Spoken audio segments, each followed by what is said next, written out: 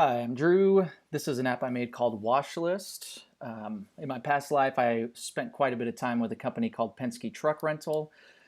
Still have an abundance of friends that work for that company. I reached out to one of my buddies. He kind of mentioned that this is something that would be cool to have, and I said I could probably make something like that, and so I did.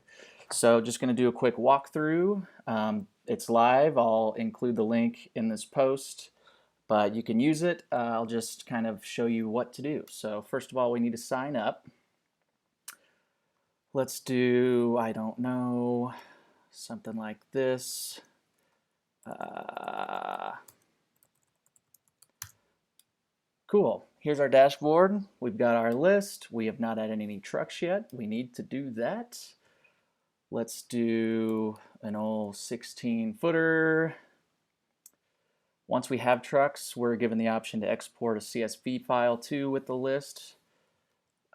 Let's see. We'll throw a sleeper on there. Why don't we do a note like UPS needs this tonight? And just for the sake of doing it, yeah, panel ban. There we go. Cool. So this is a wash list. You can share the wash list name, password with CSRs in the back, and they can edit it and everybody can be on the same page about everything. So let's say UPS actually doesn't need it tonight, they need it now. We can drag that up, move it to the top of the list. We can come in here, say, just kidding, they need it ASAP. Now it's updated over there in our latest note column. We've also got a record of all of our notes over here.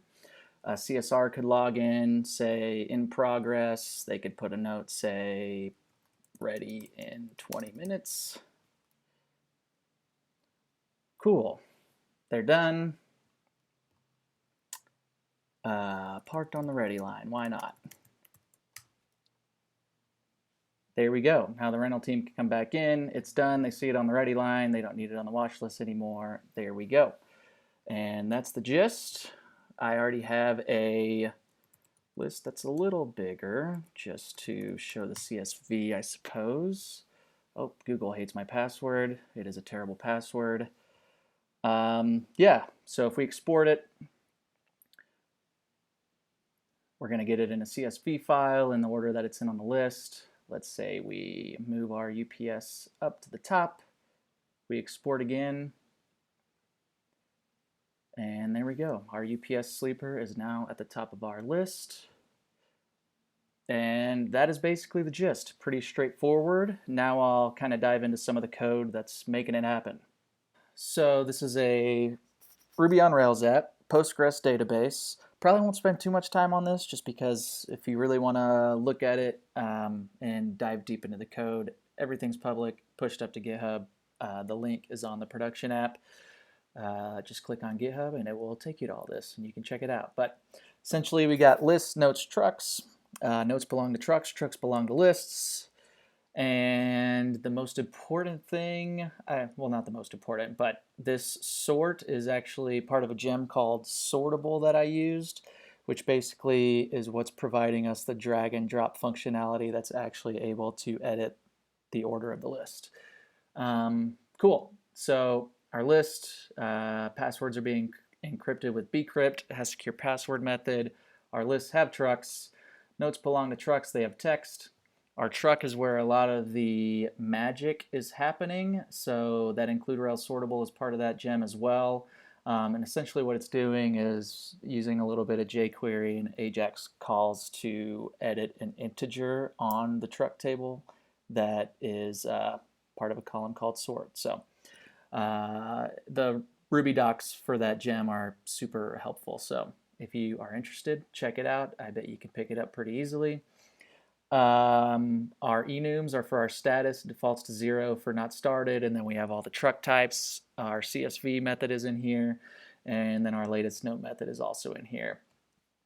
Our application controllers providing us with helper methods that we use a lot in the controllers and the views. So if you're not a current list and you try to access a dashboard or edit a truck, you're going to get a 401, that kind of stuff.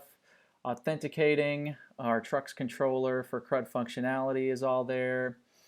Our dashboard controller is giving us a list, and the truck's on that list, sorting them by sort since we're using that gem, and then handling the figuring out if they need to do HTML or export the CSV.